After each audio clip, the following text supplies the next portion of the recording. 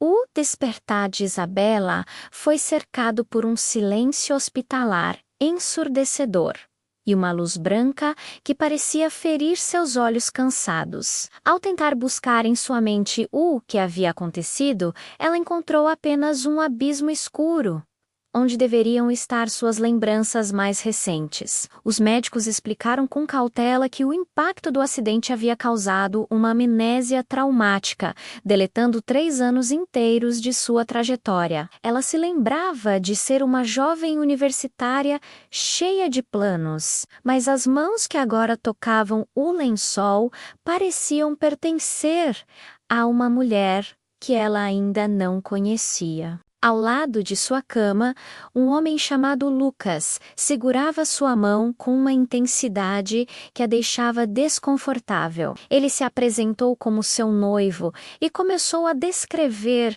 uma vida de luxo e felicidade que eles supostamente compartilhavam em uma casa de campo. Lucas falava com uma fluidez impressionante, detalhando cada momento da escolha do anel e os planos para o casamento que estava marcado para o próximo mês.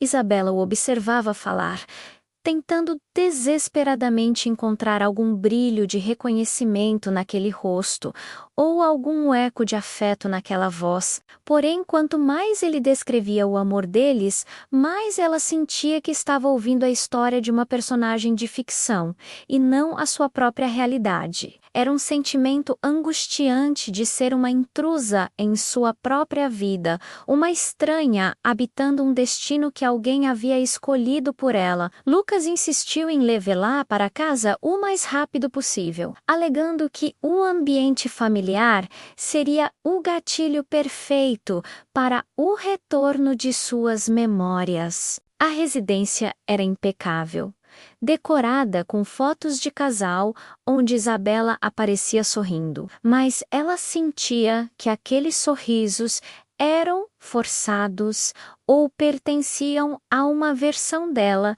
que estava sob efeito de um transe. Ele preenchia cada segundo do dia com álbuns de fotografia e vídeos editados, narrando uma trajetória de perfeição absoluta, onde não havia espaço para brigas ou dúvidas. Lucas controlava cada pequena interação de Isabela, filtrando quem poderia visitá-la e confiscando seu antigo celular sob o pretexto de que o aparelho havia sido destruído no acidente. Ela notava que ele ficava visivelmente tenso sempre que ela fazia perguntas mais profundas sobre o trabalho que ela exercia ou sobre amigos que não apareciam nas fotos. Havia algo mecânico na forma como ele a abraçava, como se ele estivesse seguindo um roteiro coreografado para convencê-la de que aquele era o seu lugar. Isabela começou a se sentir como uma prisioneira em uma gaiola de ouro, onde a única fonte de informação sobre o seu passado era o homem que ela não conseguia aprender a amar. Ela passava as noites em claro, olhando para o teto e tentando pescar qualquer fragmento de verdade que tivesse escapado da limpeza que Lucas parecia ter feito em sua vida. A intuição dela soprava constantemente que aquela perfeição era uma fachada e que Lucas estava desesperado para que ela nunca recuperasse a consciência dos fatos reais. O medo de ser descoberta em sua desconfiança a fazia fingir que estava progredindo, enquanto secretamente seu coração clamava por algo que Lucas nunca conseguiria oferecer. Certa tarde, aproveitando um breve momento em que Lucas saiu para resolver assuntos do escritório, Isabela decidiu caminhar pelo jardim da propriedade. Perto do portão principal, ela avistou um homem parado, observando a casa com uma expressão que misturava dor profunda e uma esperança resiliente. Era Rafael, um homem cujo rosto não estava em nenhum dos álbuns que Lucas lhe mostrara, mas que causou um tremor involuntário em suas mãos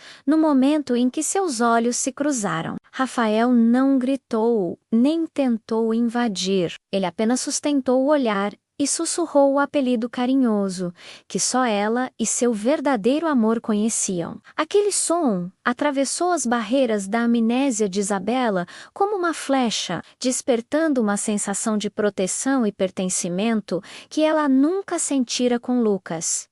Lucas retornou subitamente e, ao ver Rafael, sua expressão mudou de carinho para uma agressividade contida que ele tentou disfarçar rapidamente. Ele expulsou Rafael da calçada, chamando-o de um ex-namorado obcecado que havia se tornado perigoso e que Isabela precisava esquecer para sua própria segurança. No entanto, a forma como Rafael a olhou antes de partir não era a de um perseguidor, mas a de alguém que estava assistindo, a pessoa que ama ser sequestrada emocionalmente. Isabela sentiu que Rafael carregava a chave para o quarto escuro de sua mente, e que o medo de Lucas não era pela segurança dela, mas pelo seu próprio império de mentiras. A partir daquele encontro, o noivado com Lucas passou a ser uma tortura psicológica, pois ela agora tinha um rosto e um nome para a saudade que sentia. Determinada a descobrir quem era realmente Rafael,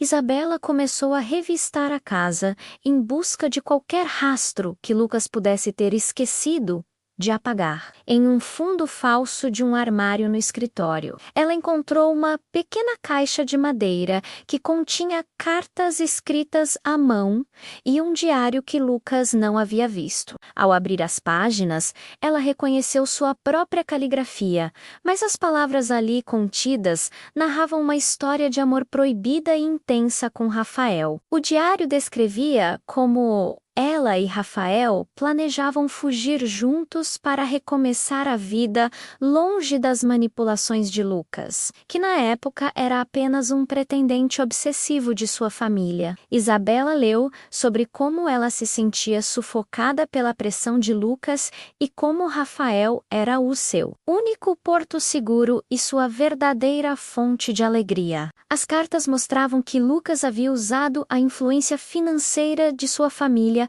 para tentar separar o casal, mas o amor entre ela e Rafael só se fortalecia. A protagonista percebeu com horror que o acidente de carro aconteceu exatamente na noite em que ela estava a caminho de encontrar Rafael para a fuga final. Lucas não era o noivo herói que a resgatou, mas o vilão que aproveitou a tragédia para sequestrar sua história e se impor como o protagonista de sua vida. Cada página lida era como um choque elétrico que trazia de volta cores e sons que ela julgava perdidos para sempre em seu esquecimento. A fúria de ter sido enganada de forma tão vil começou a substituir o medo, transformando Isabela em uma mulher decidida a retomar o controle de seu destino. Naquela mesma noite, Isabela esperou que Lucas preparasse o jantar para confrontá-lo com as cartas e o diário espalhados sobre a mesa da sala de jantar. Ao ver os documentos, a máscara de Lucas caiu instantaneamente, revelando um homem desesperado e consumido pela própria obsessão. Ele não pediu perdão, mas tentou justificar seus atos, dizendo que ele amava mais do que Rafael jamais seria capaz, e que a amnésia foi um presente do céu para que eles recomeçassem. Lucas gritava que Rafael era um miserável que não podia oferecer o futuro que ela merecia e que ele havia feito um favor ao apagar as memórias daquela vida pobre. Isabela o olhou com um desprezo que nenhuma palavra poderia descrever, percebendo que o amor dele era apenas uma forma doentia de posse e controle. Ela afirmou que preferia as memórias de uma vida difícil ao lado de quem amava do que a mentira confortável que ele havia construído em torno dela. Lucas tentou impedi-la de sair, mas a força da verdade deu a Isabela uma determinação física que ela não sabia que possuía após o acidente. Ela jogou a aliança de noivado no chão, declarando que o único acidente real em sua vida foi ter permitido que um monstro como ele entrasse em seu coração. O confronto terminou com Isabela saindo daquela casa sem olhar para trás, carregando consigo apenas o diário e a esperança de reencontrar a vida que lhe foi rouba. Ela caminhou pela estrada sob a chuva, sentindo que cada gota lavava as mentiras de Lucas e a aproximava da sua verdadeira essência. Isabela foi direto ao endereço que encontrou nas cartas antigas, onde Rafael vivia em uma pequena casa simples, mas repleta de flores e lembranças reais. Ao abrir a porta e vê-la ali,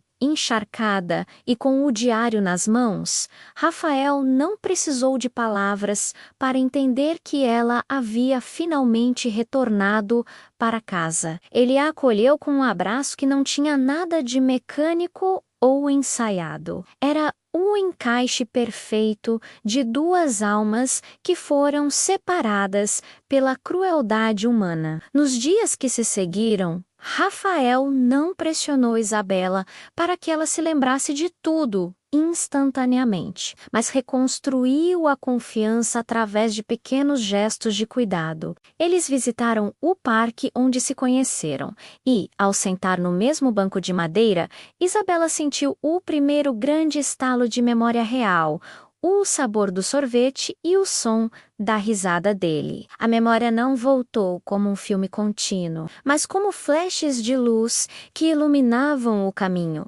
confirmando que cada palavra do seu diário era a mais pura verdade. Ela descobriu que o sentimento era muito mais forte do que as conexões neurais da memória. O coração guardava o que o cérebro havia temporariamente esquecido. Rafael mostrou a ela que o amor verdadeiro não precisa de manipulação ou controle.